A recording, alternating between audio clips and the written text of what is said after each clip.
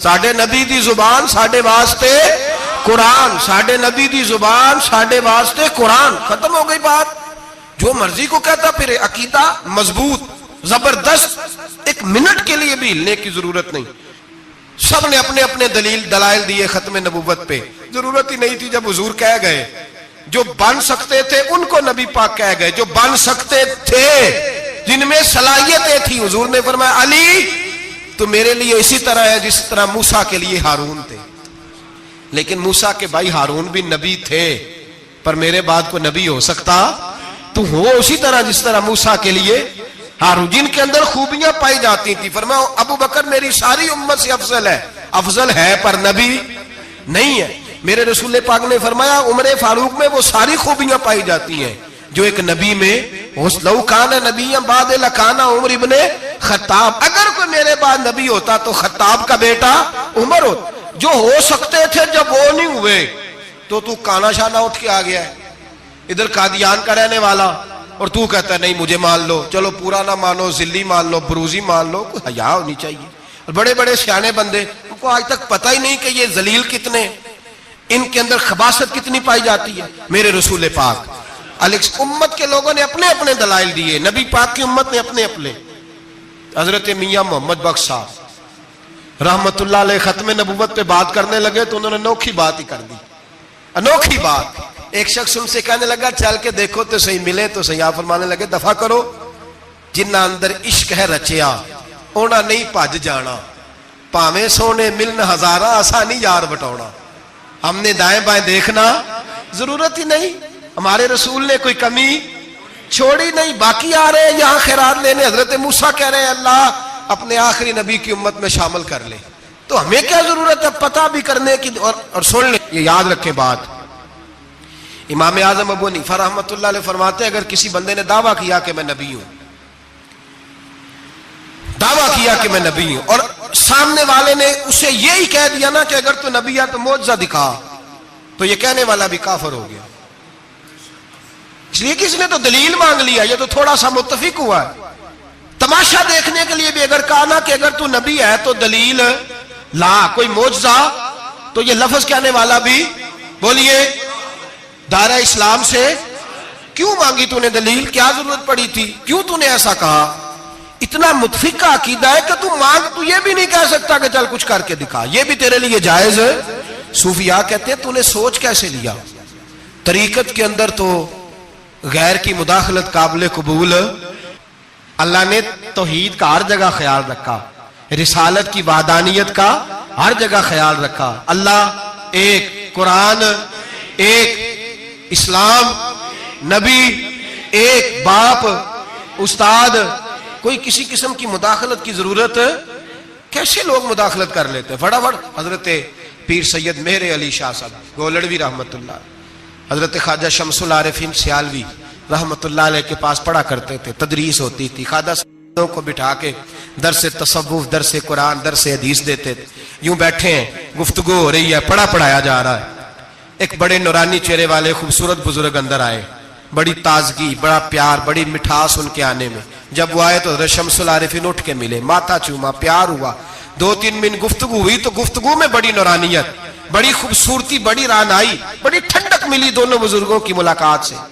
چند لمحوں کے بعد، تھوڑی دیر گفتگو کے بعد وہ بزرگ اٹھے باہر نکل گئے۔ حضرت شمس العارفین مریدوں پہ نظر ڈالی، فرمانے لگے تمہیں پتہ ہے یہ کون تھا؟ شاگردوں جانتے ہو کون تھا؟ کہا حضور نہیں۔ فرمایا خضر علیہ السلام تھے، مجھ سے ملنے آتے ہیں اکثر، اور ابھی گلی میں ہوں گے، کسی نے ملنا ہے تو مل لو۔ دوڑ کے گئے سارے لوگ ملاقات کرنے، بھاگے گئے۔ پیر میر علی شاہ صاحب بیٹھے ہیں، آپ نے فرمایا میر علی تم نے نہیں ملنا؟ کہنے لگے حضور نہیں۔ فرمایا کیوں؟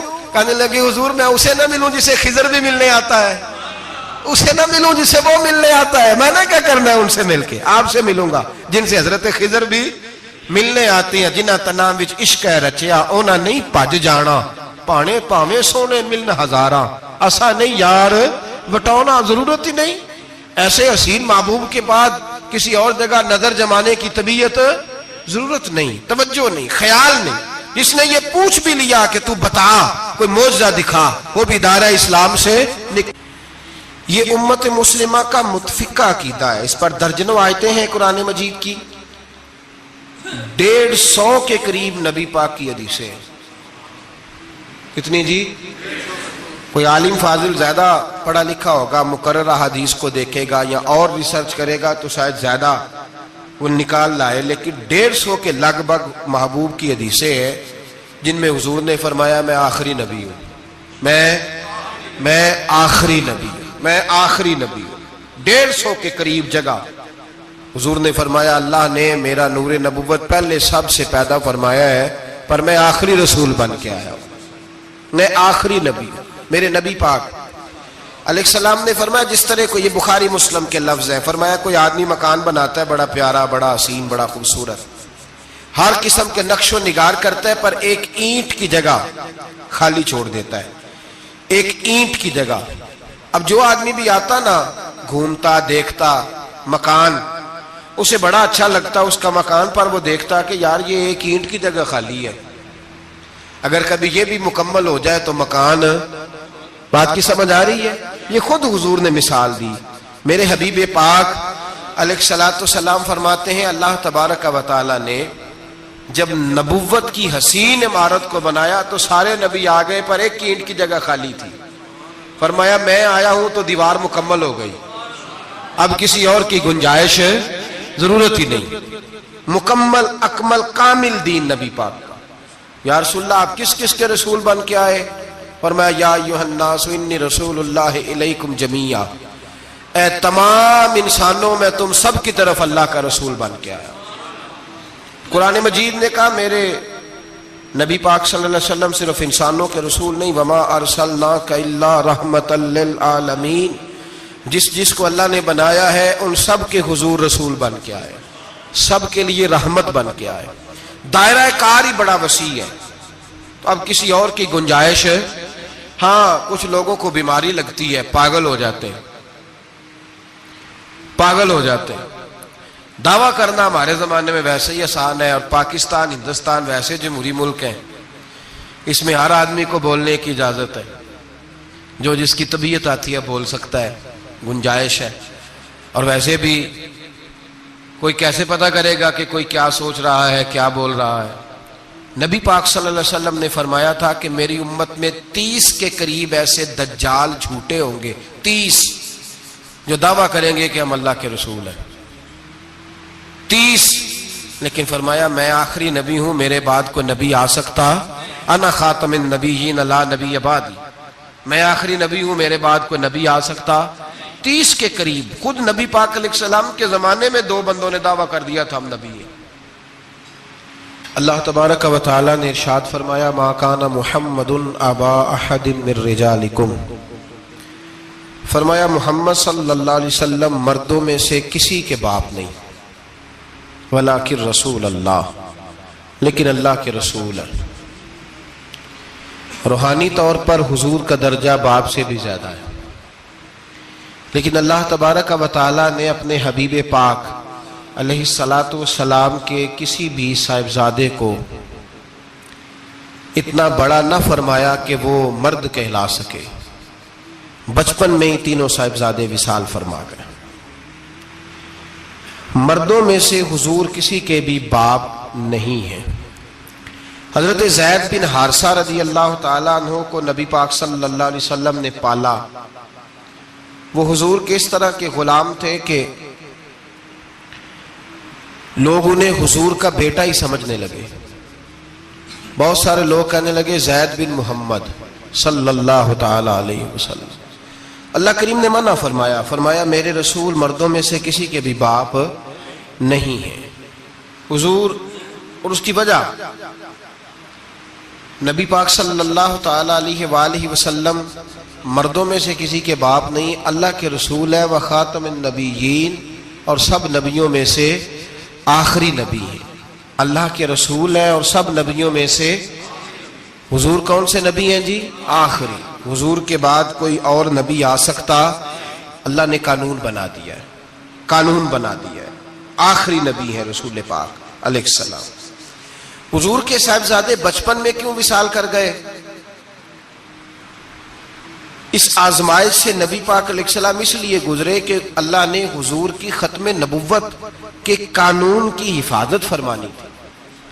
اگر نبی پاک کے کوئی بیٹے بڑے ہوتے تو نبی کے بیٹے نبی ہوتے، اور چونکہ دروازہ نبوت ذات رسالت پر بند کر دیا گیا، اس لیے اللہ تبارک و تعالی نے محبوب کے کسی بیٹے کو بھی پروان نہیں چڑھایا، وصال ہو گیا، اس لیے کہ حضور اللہ کے آخری نبی پاک صلی اللہ علیہ وسلم کے زمانے میں حضور نے خود فرمایا تھا 30 کے قریب لوگ ہوں گے جو دعویٰ کریں گے ہم نبی ہیں. فرمایا دجال ہوں گے، کذاب ہوں گے جو دعویٰ کریں گے.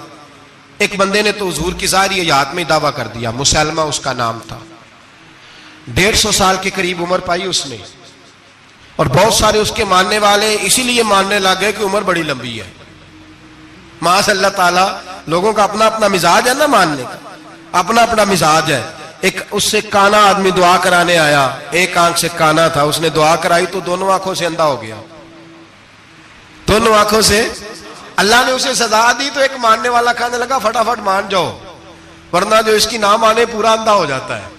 ماننے والوں کا اپنا انداز ہے نا. ایک لنگڑا آیا، ایک ٹانگ سے لنگڑا کے چلتا تھا، مسلمہ سے دعا کرانے آیا تو دوسری بھی ضائع ہو گئی.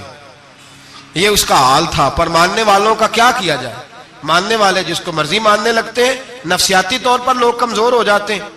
مسلمہ نے نبی پاک صلی اللہ علیہ وسلم کو خط لکھا، کہنے لگا حضور کے زمانہ مبارکہ میں، اور کچھ حدیثیں ایسی بھی ملتی ہیں جس سے یہ ثابت ہوتا ہے کہ اس کی حضور سے ملاقات بھی ہوئی، سامنے کچھ بول نہ سکا، جا کے خط لکھا. کہنے لگا کہ آپ میرے ساتھ معاہدہ کر لیں، جب تک آپ حیات ظاہری میں آپ نبی، اور جب آپ کا وصال ہو جائے تو میں نبی.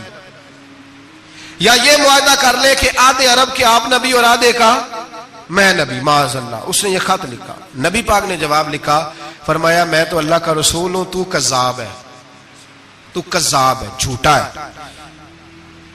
لوگ ایک اور بھی، میں ایک دن آرٹیکل پڑھ رہا تھا، کہنے لگے جی مرزے کے اب بڑے ماننے والے ہیں، اس کو کذاب نہیں کہنا چاہیے، ان کو دکھ ہوتا ہے. جو جھوٹ بولے اسے جھوٹا نہیں کہنا چاہیے. تجھے بول دے کیوں نہیں؟ تو کی پروگرام ہے، کہنا چاہیے کہ نہیں کہنا چاہیے؟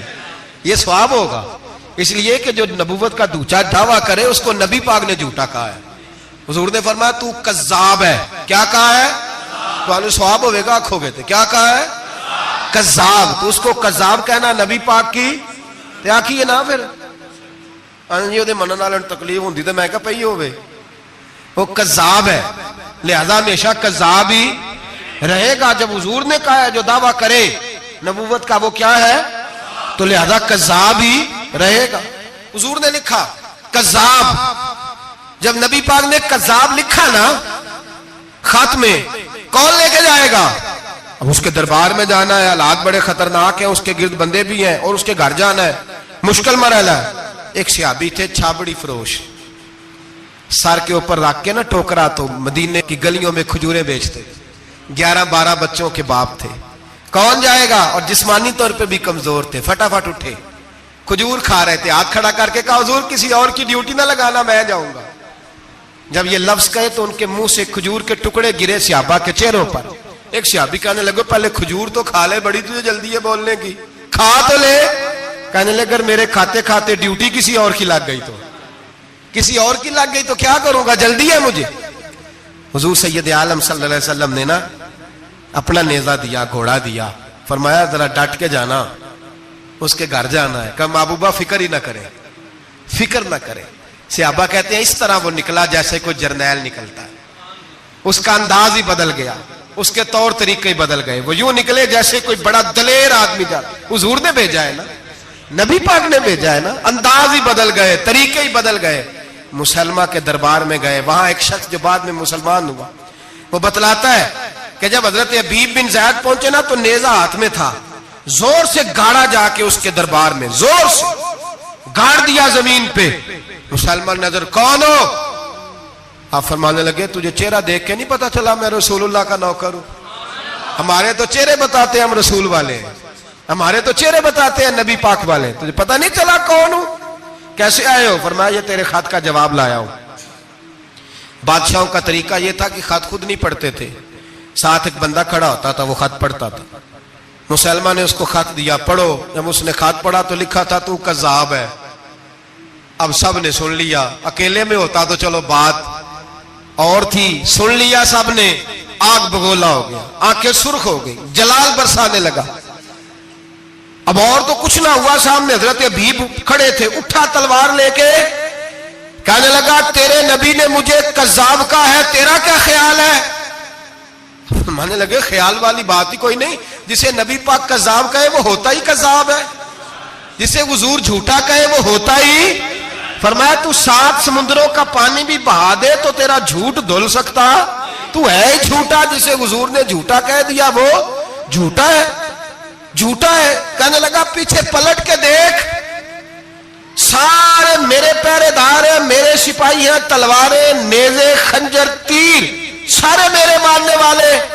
کیا لفظ ہے، کیا حسن ہے، کیا توانائی ہے۔ حضرت حبیب بن زید فرمانے لگے میرے 12 بچے ہیں، ان میں سے کچھ ایسے ہیں جو دودھ پیتے ہیں، کچھ ایسے ہیں جو ابھی چل نہیں پائے۔ میں جب رسول اللہ کا پیغام لے کے نکلا تھا تو میں نے پلٹ کے بچے نہیں دیکھے تو تیرے پہرے دار کیسے دیکھ لوں؟ جو چیز مجبور کرتی ہے، باندھ لیتی ہے، وہ نہیں جب میں نے دیکھی تو میں تیرے پہرے دار دیکھوں؟ جو جی میں آتا ہے کر، غلامان محمد جان دینے سے نہیں ڈرتے، یہ سر کٹ جائے یا رہ جائے کچھ پرواہ نہیں کرتے۔ فرمایا ان کو نہیں دیکھا جن کو دیکھنا چاہیے تھا، تجھے دیکھوں؟ میں اکثر کہتا ہوں کٹ لگ جائے نا ہاتھ پہ تو نمازیں رہ جاتی ہیں، جماعتیں چھوٹ جاتی ہیں، طبیعتیں بگڑ جاتی ہیں، مشکل ہوتا ہے، تکلیف آئے تو سنبھلنا۔ یہاں ہلکا سا بچھو آ کے کاٹے تو شور ہو جائے گا، جمعے میں لوگ اٹھیں گے، اللہ مجمع بکھرے گا، وہ بچھو آ گیا، حالات بگڑ جائیں، چھپکلی پیروں پہ گرے تو لوگ اٹھ دوڑتے ہیں۔ حضرت حبیب بن زید انصاری کھڑے تھے، انگلی نہیں، ہاتھ نہیں، کٹ نہیں لگا، مسلمہ اٹھا، اس نے زور سے تلوار ماری، بازو کٹ کے گر گیا، فوارہ نکلا خون کا۔ او بھائی بچھو کاٹے تو سنبھلنا مشکل، ذرا تصور کرو ہاتھ کٹ گیا۔ حضرت حبیب بن زید کھڑے ہیں، کہنے لگا اب تیرا کیا خیال ہے؟ آپ فرمانے لگے تو بڑا بیوقوف ہے، ہمیں آزماتا ہے، ہمیں تو بدر سے لے کر احد تک ساری دنیا آزما چکی ہے، ہمیں آزماتا ہے، ابھی بھی خیال پوچھتا ہے۔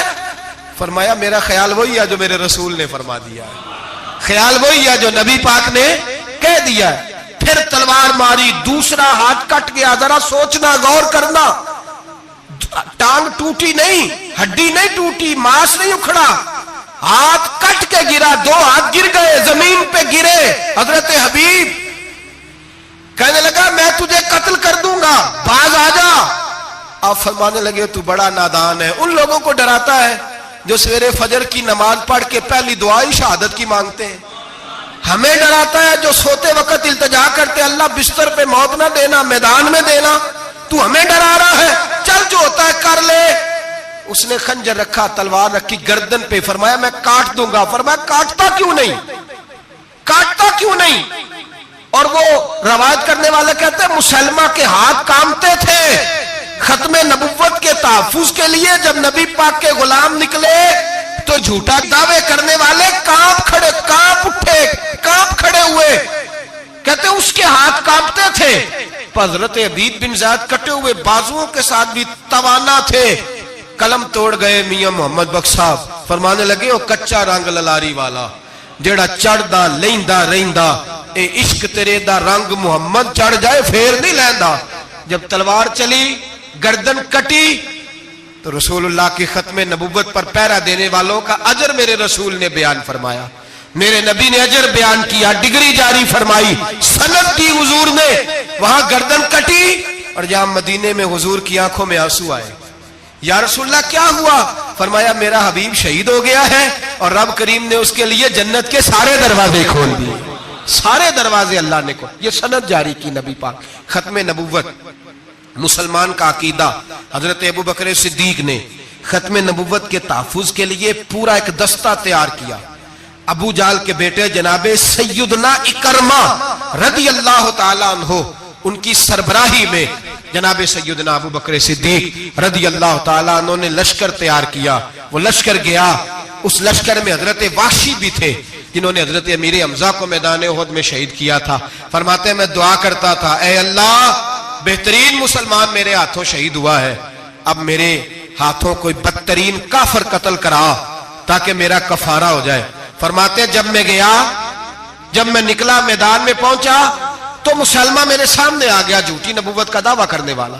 کہتے ہیں جب سامنے آیا تو میں نے اس کو مارا, تیر وہ گرا, اور جب گرا تو میں نے رکھا پھر اس کی گردن پہ پیر. میں نے کہا میرے رسول تو میدان بدر میں دعا کرے تو 5000 فرشتے آتے ہیں, تو ذرا پلٹ کے دیکھ بے ایمان تیرا حال کیا ہے. فرماتے ہیں میرے قدموں کے نیچے. میں نے کہا تو میرے نبی سے مقابلہ کرنے چلا تھا؟ میں رسول اللہ کا ادنا غلام ہوں, نہ بدری ہوں, نہ اشرا مبشرہ میں سے ہوں, نہ میں خلفائے راشدین میں سے ہوں, پر ہوں رسول کا غلام, الصحابی کن نجوم میں شامل ہوں. فرماتے میں نے گردن کاٹی اور اللہ نے مجھے موقع دیا. حضرت امیر حمزہ اگر میرے ہاتھوں شہید ہوئے تھے تو نبی پاک کا بدترین دشمن بھی میرے ہاتھوں قتل ہوا. بہت سارے لوگوں نے دعویٰ کیا, اور 1 2 4 نہیں, ابھی چند مہینے پہلے ایک بندے کو پھر دورہ پڑا تھا. بعد میں اس کا معلومات کی تو پتہ چلا نفسیاتی مریض ہے بیچارہ. وہ بھی کہتا تھا میرے پاس وہی آتی ہے. بہت سارے لوگوں نے, لیکن ایک بندے نے ذرا منظم ہو کے دعویٰ کیا, اور خود چونکہ وہ انگریز کا وفادار تھا, تابع دار تھا, اور وہ کہتا تھا میرے آنے کے 2 مقصد ہیں. معاذ اللہ اپنے آپ کو نبی کہتا تھا. 2 مقصد ہیں. ایک کہتا تھا کہ جو انگریز حکومت کا وفادار نہیں وہ اللہ رسول کا وفادار نہیں. معاذ اللہ, پہلا اس کا آنے کا مقصد وہ بیان. دوسرا اس کا مقصد یہ تھا, وہ کہا کرتا تھا کہ دین سارا باقی ہے, موجود ہے, قرآن, حدیث, نماز, روزہ, حج, زکوٰۃ. میں معاذ اللہ نبی بن کے آیا ہوں تو صرف ایک کام کرنے آیا ہوں کہ جہاد کوئی نہیں, جہاد نہیں کرنا, کفر کے خلاف لڑنا. آپ کو پتا تو چل گیا ہوگا میں کس کی بات کر رہا ہوں. مرزا غلام احمد قادیانی, اس کے ماننے والوں کو مرزئی بھی کہتے ہیں, احمدی بھی کہتے ہیں, قادیانی بھی کہتے ہیں. ایک ہوتا ہے کافر, ایک ہوتا ہے مرتد. ان دونوں میں فرق ہے. عیسائی, یہودی, سکھ, ہندو یہ کافر ہیں, ان کا اپنا عقیدہ ہے. ٹھیک ہے جو وہ کر رہے ہیں, اسلام کسی پر جبر کا حکم نہیں دیتا, موج کریں, لگے رہے, ہم انہیں دین کی دعوت دیں گے پر ان پر کوئی سختی نہیں کر سکتے. ایک مرتد ہوتا ہے جو لبادہ دین کا اڑتا ہے, اپنے آپ کو مسلمان کہتا ہے, قرآن والا کہتا ہے, اسلام والا کہتا ہے, لیکن دین میں رکھنا ڈالتا ہے, نیا عقیدہ گھڑتا ہے, وہ مرتد ہے, اس پر سختی کرنے کا حکم ہے. مرزائیوں کی مصیبت یہ ہے کہ وہ کہتے ہیں جی ہم قرآن کو بھی مانتے ہیں, ہم اسلام کو بھی مانتے ہیں, ہم نبی پاک صلی اللہ علیہ وسلم کو بھی مانتے ہیں, بس آخری نبی نہیں مانتے, ایک نیا نبی مانتے ہیں. اور پھر رنگ بڑا عجیب دیا, کہتے ہیں ذلی نبی ہے, بروزی. نوکھا فلسفہ سنے آپ حیران ہو جائیں گے. ذلی نبی کہتے ہیں میں مستقل نبی نہیں, میں نبی پاک کا سایہ بن کے آیا ہوں. یہ اس نے دعویٰ کیا ہے. کہتے ہیں میں مستقل نبی نہیں, میں حضور کا. اور بیوقوف, جس خدا نے اپنے رسول کا سایہ بنایا ہی نہیں کہ کسی کے قدم نہ آ جائیں. تیرے جیسے شخص کو سایہ بنانا تھا جس کی ایک آنکھ بھی کوئی نہیں, کانا ہے بیچارہ. مرزا کانا تھا, ایک آنکھ اس کی سلامت. اللہ کے نبیوں میں کوئی نقص ہوتا. ہمارے ہاں ایک دفعہ گفتگو ہو رہی تھی تو ایک مولانا کہنے لگے مرزا جھوٹا نبی ہے. استادوں نے روک دیا, کہنے لگے یہ لفظ بھی نہیں کہنا, جو نبی ہوتا ہے وہ جھوٹا نہیں ہوتا, اور جو جھوٹا ہوتا ہے وہ نبی. یہ لفظ بھی نہیں کہنے, اس کو جھوٹا نبی نہیں کہنا. کہا حضور پھر کیا کہیں؟ کہنے لگے چلو کانا شانا کہہ لیا کرو, اتنی گنجائش ہے, یہ تو 2-4 جملے ہیں, جیسا بیچارہ ہے تھا ویسا چلو کہہ لو, کانا شانا کہہ لیا کرو, اس کی اجازت ہے, لیکن یہ لفظ کہنے کی اجازت منظم سازش کی اس شخص نے, منظم. اور یہ رکی نہیں. ہماری یونیورسٹیوں کے اندر بہت سارے لیکچرار بھرتی کیے جاتے ہیں جو قادیانی ہیں, مرزئی ہیں. اور آپ حیران ہوں گے یہ بات سن کے کہ یورپ کا ویزا سب سے آسانی سے اس بندے کو ملتا ہے جو کہتا ہے جی میں مرزئی ہو گیا ہوں, مجھے پاکستان میں خطرہ ہے, فٹافٹ بلا لیتے ہیں. تمہاری ان کے ساتھ کیا رشتہ داری ہے جو تمہیں فٹافٹ بلاتے ہیں؟ بتاؤ کیا تعلق ہے جو تمہیں سپورٹ کرتے ہیں؟ مرزا غلام احمد قادیانی نے دعویٰ کیا. پہلے وہ کہنے لگا جی میں محدث ہوں, میں حدیثوں کی تشریح کرتا ہوں. پھر کہنے لگا میں مجدد ہوں, دین کی تجدید کروں گا. پھر آہستہ آہستہ کہنے لگا جی میں امام مہدی بن کے آیا ہوں. لوگ کٹھے ہونے لگے نا, ہمارے لوگ تو دعا کرانے پہ قائل ہو جاتے ہیں, ویسے بھی جو نئی مداری لگائے اس کے بندے جلدی قائل ہو جاتے ہیں. علامہ اقبال نے پنجابی کا, میں خود پنجابی ہوں لیکن اقبال نے پنجابی کا مزاج بیان کیا ہے. پنجابی کا مزاج, اقبال کہتے ہیں پنجابی کا مزاج ہے کہ تحقیق کا پھندا کوئی سیاد لگا دے, یہ شاخ نشیمن سے اترتا ہے بہت جلد. کہتے ہیں کوئی مداری دکھائے صحیح, اس کا کام ہے فٹافٹ پہنچ جانا. یہ مداریوں کا زمانہ ہے, جو اچھی مداری لگا لے, شور شار اچھا کرے, اس کے گرد لوگ جو کہے میں نے پھونک ماری تو بندہ چل پڑا, پھونک ماری تو گر گیا, پھر میں نے ایسے کیا تو ایسے ہو گیا. کوئی مداری دکھائے صحیح, مداری کا دور ہے. اس نے بھی مداری لگا لی, میں دعا کرتا ہوں تو فلانا صحیح ہو گیا, میں یہ کرتا ہوں تو کبھی محدث ہو گیا, کبھی وہ مجدد ہو گیا, پھر کہنے لگا میں امام مہدی ہوں. پھر اس نے تھوڑی ترقی کر لی تو کہنے لگا میں مسیح موعود ہوں, وہ جو حضرت عیسیٰ علیہ السلام نے دوبارہ پیدا ہونا تھا تو لہذا میں آ گیا ہوں, معاذ اللہ. پھر آہستہ آہستہ جب اس نے سمجھا نا کہ اب بندے تھوڑے پکے ہو گئے ہیں جو میرے ساتھ ہیں, پھر کہنے لگا نہیں میں ذلی نبی ہوں, بروزی, میں سایہ بن کے آیا ہوں. مرزا غلام محمد قادیانی, پشت پناہی اس کو انگریز کی حاصل تھی. کسی شخص کی جب حکومتیں سپورٹ کرتی ہیں پھر اس کا آگے بڑھنا بڑا آسان ہو جاتا ہے. اس کی انگریز نے مکمل پشت پناہی کی. اپنے بچوں کو سمجھائیں جو بات عرض کر رہا ہوں. ہمارے اپنے شہروں میں جو معروف سکول ہیں ان کے اندر ایسے ٹیچر بھرتی ہونے لگے ہیں جو قادیانی اور مرزئی ہیں, جو گندے نظریات کے حامل لوگ, جو طرح طرح کی, آپ کو نہیں پتا, ہمیں تو شوق ہی بڑا ہے نا, بچہ ایف ایس سی کرے صحیح, جائے جدھر مرضی, بی ایس سی کرے بس وہ, اور بڑی جلدی لوگ مائل اور قائل ہوتے ہیں. ایک صاحب مجھے کہنے لگے جی اب تو سائنس بھی ماننے لگی ہے اسلام کی ساری باتوں کو. تو میں کیا مانے چاہے نہ مانے, سائنس کے ماننے سے کوئی فرق پڑتا نہیں, مانتی سائنس تو نہ مانے, کیا اس میں حرج ہے. ایک حکیم صاحب بڑے پرانے بڑے سیانے کہنے لگا جی میں 2-3 امراض کا علاج کرتا ہوں, اس میں ایک کھانسی بھی ہے, چند قطرے شراب کے ڈال کے میں دوائی بناتا ہوں, بندہ ٹھیک ہو جاتا ہے. میں نے کہا آپ کا دماغ ٹھیک نہیں, میرے نبی پاک صلی اللہ علیہ وسلم نے جس چیز کو گند کہا ہے اس میں کبھی شفا ہو سکتی, سارا زمانہ بھی کہے کہ ٹھیک ہو جائے گا تو اس میں شفا ہو سکتی. جو پیشاب سے زیادہ پلید ہے اس میں بھی کبھی شفا ہو سکتی ہے. تو سائنس مانے, حکمت جو مرضی کہے. ڈاکٹر روز کہتے ہیں کزن میرج سے مسائل بنتے ہیں, قریبی رشتہ داروں میں شادی کرنے سے. رسول پاک علیہ الصلوۃ والسلام نے سگے چچا کے بیٹے کے ساتھ حضرت فاطمہ کا نکاح کیا. اگر مسائل بن سکتے ہوتے تو رسول پاک کبھی یہ کام کر سکتے, سوال ہی پیدا نہیں ہوتا. روز ڈاکٹر کہتا ہے آپ پتہ کرنے جائیں بیماری کہاں سے لگ گئی, آپ کے خاندان میں تو کسی کو نہیں تھی, فلانے کو تو نہیں تھی, سسرال میں میکے میں. بھئی اللہ کے رسول نے فرمایا بیماری متعدی نہیں ہوتی, ایک کو دوسرے سے لگ سکتی. تو ساری دنیا کے ڈاکٹر کہیں بے شک ہماری طبیعت مان سکتی, ہم کوئی کچے نظریات کے لوگ ہی نہیں. یہاں تو بندے فٹافٹ ایسے ہو جی وہ سنا تھا, اس نے کہا تھا, کیا مطلب ہے. ملا رومی نے بڑی پیاری بات لکھی ہے. ملا رومی کہتے ہیں کہ ایک بادشاہ تھا تو اس کے زمانے میں ایک بندے نے نا نبوت کا دعویٰ کر دیا. اس نے کہا میں بھی نبی ہوں, معاذ اللہ ثم معاذ. بادشاہ بڑا سمجھدار تھا, سیانا بندہ تھا. اس نے کہا اس کا پس منظر تو پتا کرو, کوئی پاگل تو نہیں, کوئی گھر میں جھگڑا تو نہیں رہتا, اس کا بھوک کا ستایا ہوا تو نہیں, کیونکہ اس طرح کے بندے مختلف دعوے کرتے پھرتے ہیں. پتہ کیا, معلومات کی, تو لوگوں نے آ کے بادشاہ کو بتایا کہ نا کچھ نہیں نا تو 15 دن اس کو روٹی نہیں ملتی بیچارے کو.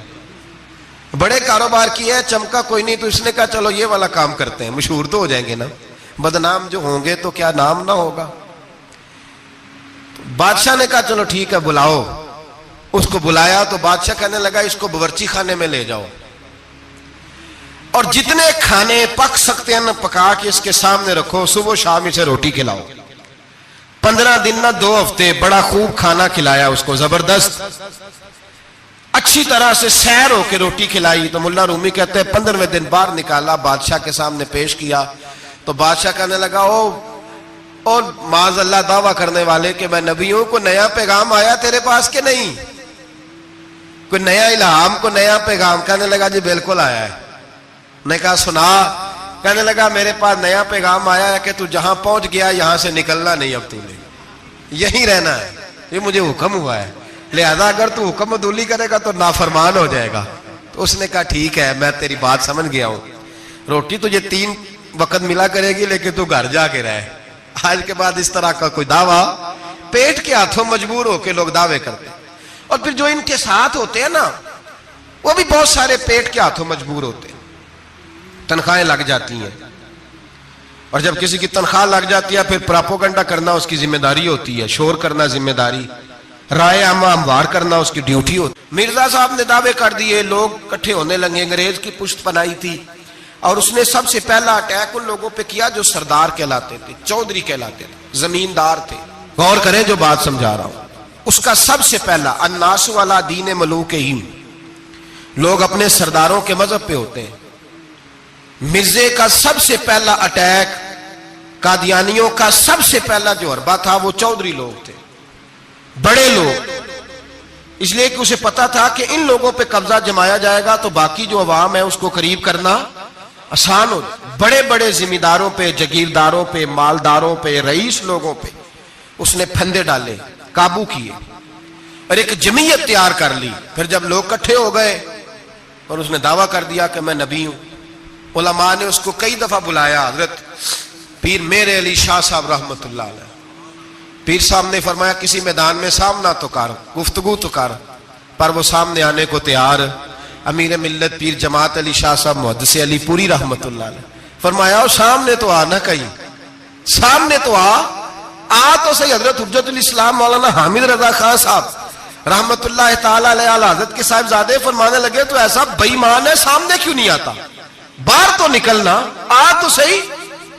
ہم تو اس رسول کے ماننے والے ہیں جو ہر میدان میں سامنے آ جاتے تھے، ہر میدان میں، ہر میدان میں، لیکن نا نبی دنیا میں تبلیغ کرنے آتے ہیں، کشتی کرنے نہیں آتے۔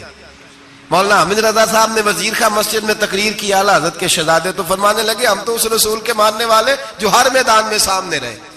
نبی پاک باہر نکلے تو رکانہ پہلوان بکریاں چرا رہا تھا، کھیت میں تھا، کہنے لگا میں نبی تب مانوں گا جب میرے ساتھ کشتی کریں گے۔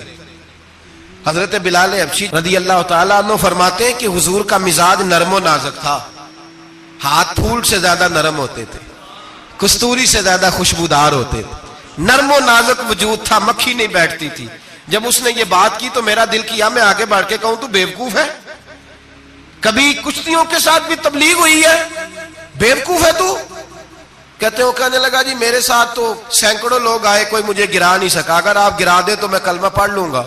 کہتے رسول پاک نے آستینیں چڑھائی، فرمایا چل آجا کشتی کر لیتے، تو آ صحیح میدان میں نکل۔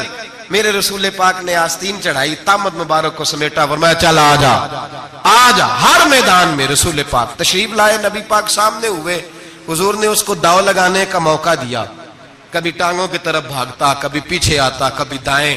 جب بھاگ بھاگ کے حضرت بلال کہتا ہے وہ بھاگ رہا تھا، حضور مسکرا رہے تھے، سبحان اللہ۔ نبی پاک کیا بات ہے، سرکار ہنس رہے تھے کہ چل چل یار ٹھیک ہے بھاگ دوڑ لے۔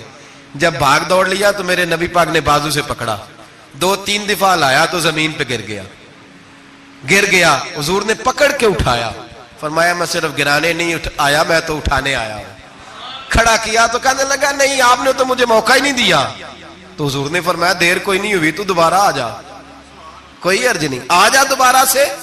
دوبارہ آیا تو میرے حبیب نے 2 دفعہ ہلایا تو پھر جا گرا، کہنے لگا نہیں ابھی بھی میں سنبھل نہیں سکا تھا، فرمایا کوئی عرض نہیں، یہ کوئی ایسا معاملہ ہے تو دوبارہ آ جا۔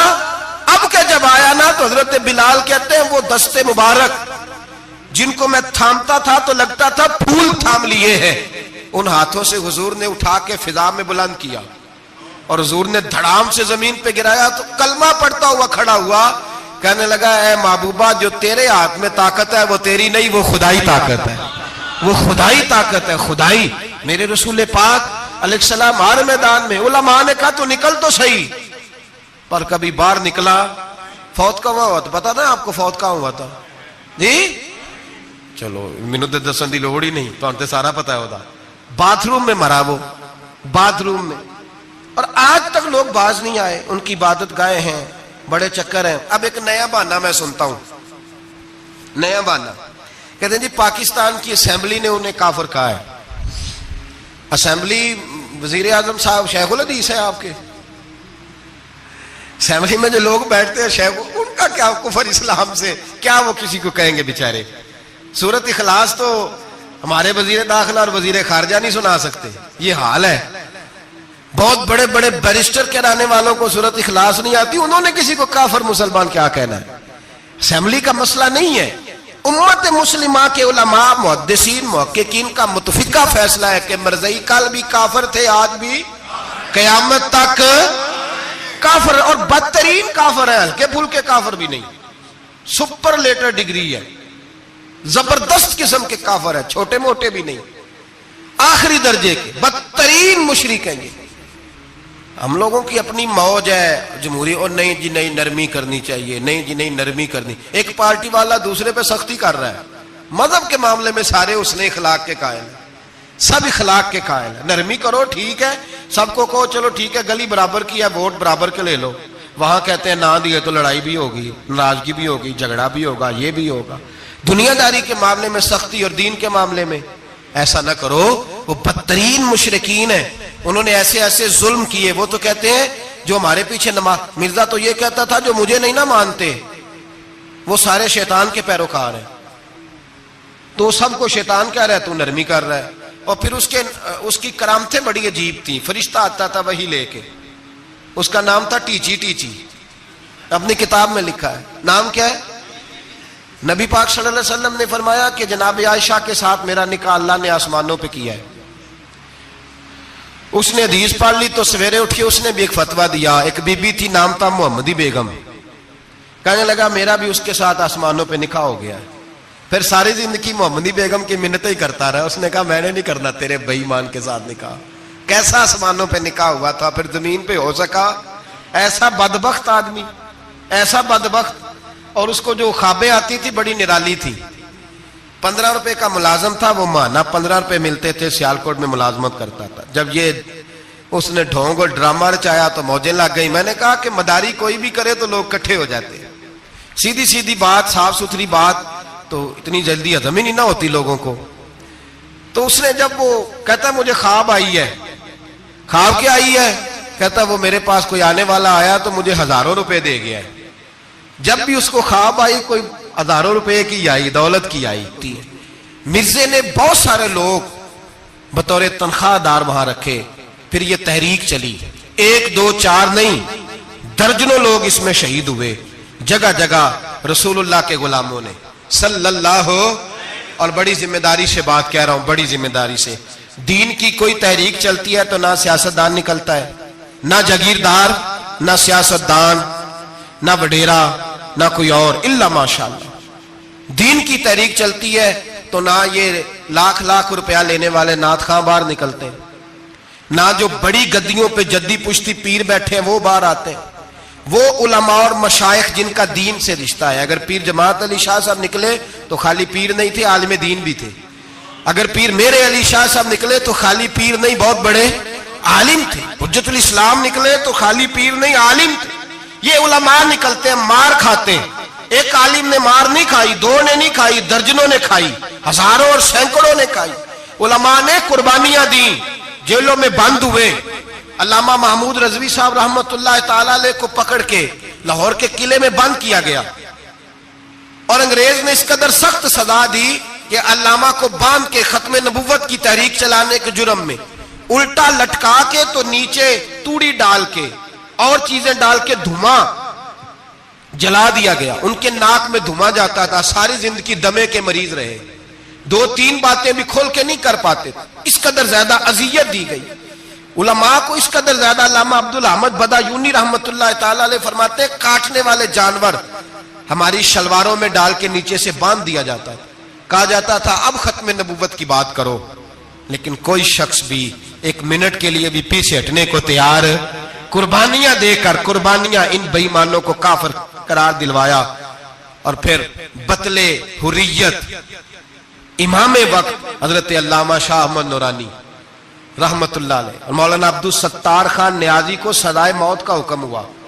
مولانا ابو الاسناد आला हजरत के खलीफा थे, उनके साहिबजादे सैयद खलील अहमद साहब रहमतुल्लाह ताला अलैह को सजाए मौत का हुक्म हुआ कि मिर्ज़ाइयों के खिलाफ इन्होंने अलम बुलंद किया, वो तो पाकिस्तान बना। फिर जद्दोजहद शुरू हुई, फिर जोर हुआ, फिर अल्लामा नौरानी रहमतुल्लाह अलैह की क़यादत में पूरे जोर और शोर के साथ तहरीक चली।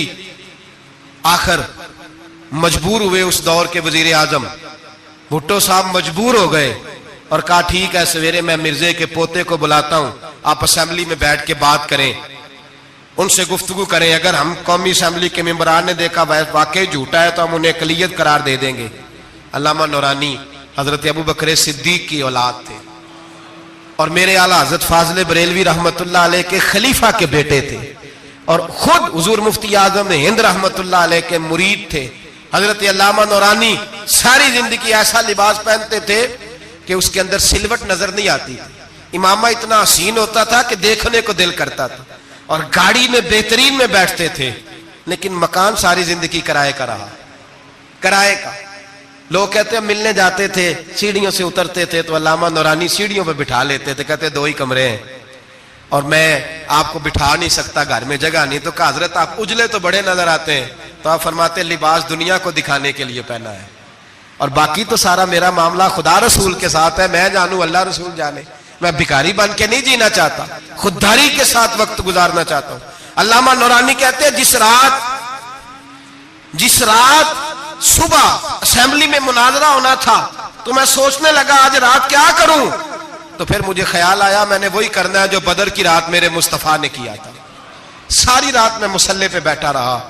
कहते हैं बस ऊंग लगी तो बात बन गई, आंख लगी तो बात बन गई। कहते सहरी का वक्त हुआ तो दस्तक हुई दरवाजे पे, 2-3 नादान दोस्त कहने लगे आप हमारे घर आए। फरमाते मैं उनके घर गया, जब उनके घर पहुंचा तो वहां मरज़ई और कादियानी 10 करोड़ रुपया ब्रीफ केस में बंद करके लाए और कहने लगे मौलाना ये बयाना है, बयाना, ये आप बयाना पकड़ लें और बाकी पैसे बाद में, सुना है मकान भी किराए का है, सुना है आपके पास कोई प्रॉपर्टी नहीं, ये बयाना ले ले बाकी बाद में आएगा।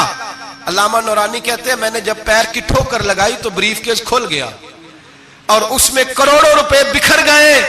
मुझे कहने लगे पैसे देख के तो आपको ख्याल आ गया होगा कि बच्चों के लिए भी कुछ सोचना है, पीछे भी पलट के देखना है। तो नौरानी साहब रहमतुल्लाह अलैह फरमाने लगे मैंने कहा हाँ मैं वसूल तो कर लेता, पर तुमने कीमत बड़ी थोड़ी लगाई है। ईमान बेचना इतनी थोड़ी कीमत, मेरी तो रात ज्यादा कीमत लग गई है, बड़ी ज्यादा कीमत, मैं तो बिक गया हूं पहले से। कहने लगे आपकी क्या कीमत लगी है? फरमाने लगे रात में दुरूद पढ़ते पढ़ते सोया हूं तो मदीने वाले रसूल का दीदार नसीब हुआ है और नबी पाक ने थपकी दे के कहा फिक्र न करना मैं तेरे साथ हूं। तो कहने लगे जिसकी कीमत मोहम्मद अरबी लगाए कोई उसे खरीद सकता है? सवेरे मैदान लगेगा असेंबली में और मैं असेंबली के फ्लोर पे साबित करूंगा तुम कल भी बेईमान थे, आज भी बेईमान हो, कयामत तक तुम बेईमान ही रहोगे। जितना मर्जी पढ़ जाओ, लिख जाओ, जितनी मर्जी बड़ी इबादत गाहें बना लो, जितना मर्जी शोर कर लो और जितने मर्जी कनाडा और अमेरिका तुम्हारा साथ दे ले, हमारे रसूल आखिरी नबी है, हुजूर आखिरी नबी है। ये उम्मत का मुतफिका अकीदा है, इसमें किसी को रखना डालने की इजाजत। आप फरमाते हैं सवेरे वो आया, बड़े जोर से आया, कभी अंग्रेजी बोलता कभी कोई बोली बोलता, लेकिन अहमद रजा के दरवाजे का एक फकीर एक बात ही करता, वो रजा के नेजे की मार है कि अदुव के सीने में गार है, किसे चारा जोई का वार है कि जो वार वार से पार। कहते एक और मौलवी साहब भी आए मेरे साथ मुनाजरा करने, उनकी अपनी किताब से निकल आया कि नबी पाक के बाद आखिरी कोई और नबी आ जाए तो फर्क नहीं पड़ता।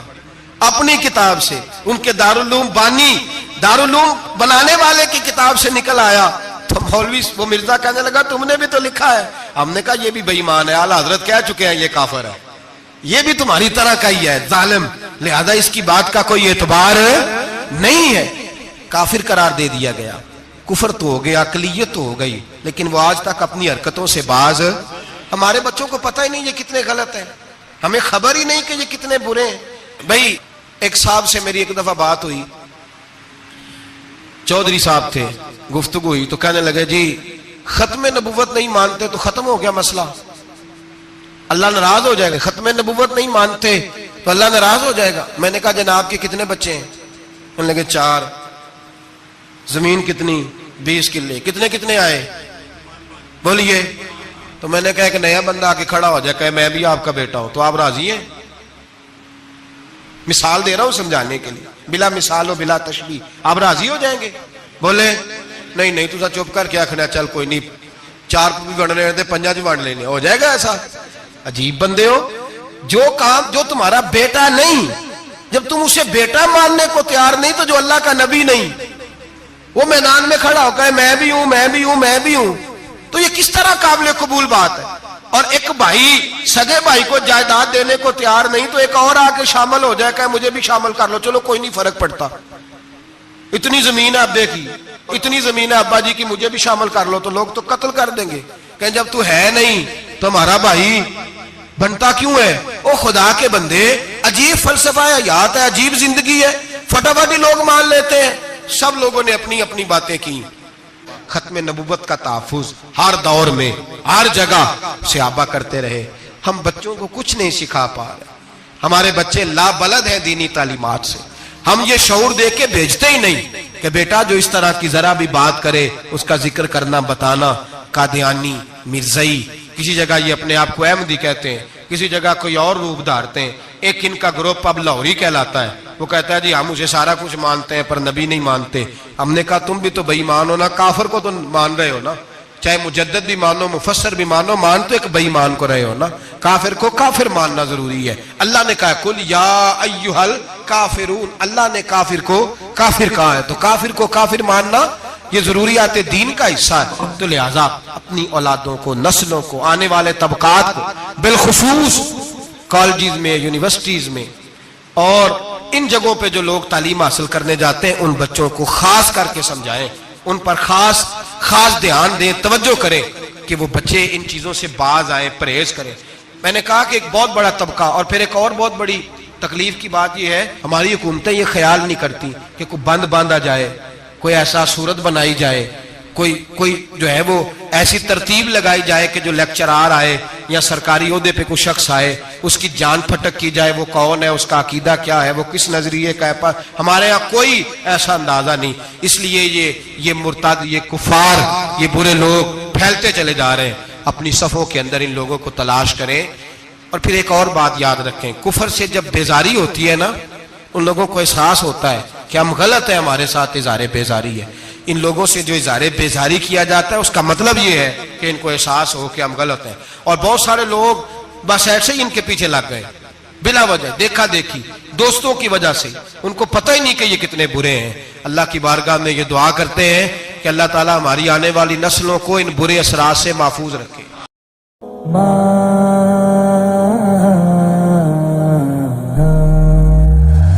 موت کی آغوش میں جب تھا کہ سو جاتی ہے ماں, تب کہیں جا کر کے تھوڑا سا سکون پاتی ہے ماں. فکر میں بچوں کی کچھ اس طرح کھل جاتی ہے ماں.